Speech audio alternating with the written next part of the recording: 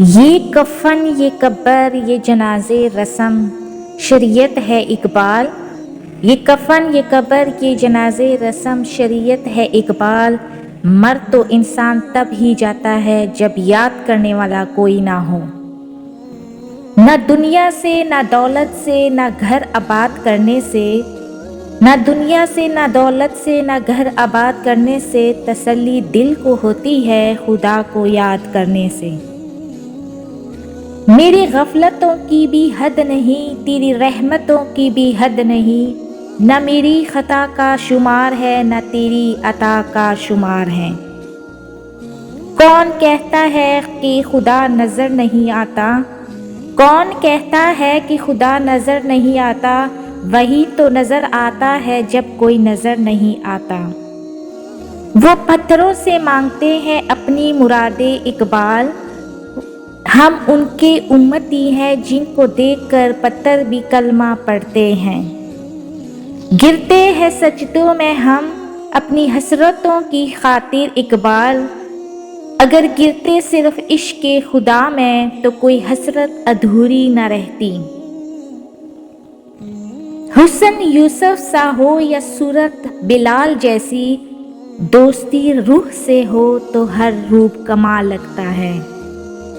دوستی کرنا اتنا آسان ہے جیسے مٹی سے مٹی پر مٹی لکھنا، لیکن دوستی نبھانا اتنا مشکل ہے جیسے پانی سے پانی پر پانی لکھنا۔ انسان مایوس اور پریشان تب ہوتا ہے جب وہ اپنے اللہ کو راضی کرنے کے بجائے لوگوں کو راضی کرنے میں لگ جائیں۔ 3 طریقوں سے پریشانی خوشی میں بدل جاتی ہے۔ نمبر 1، خاموش رہنا۔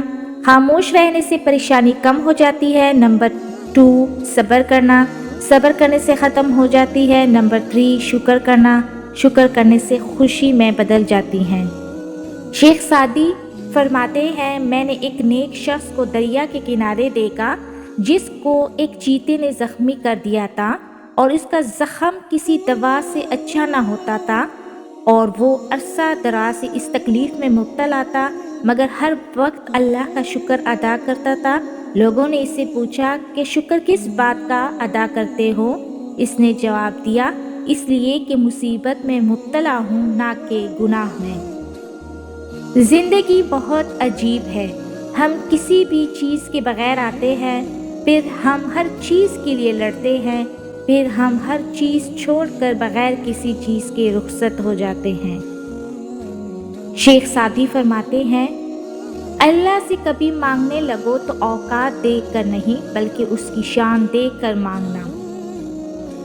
انسان کو جتنا لگاؤ رزق سے ہے، اگر اتنا لگاؤ رزق دینے والے سے ہوتا تو اس کا مقام فرشتوں سے بڑھ کر ہو جاتا۔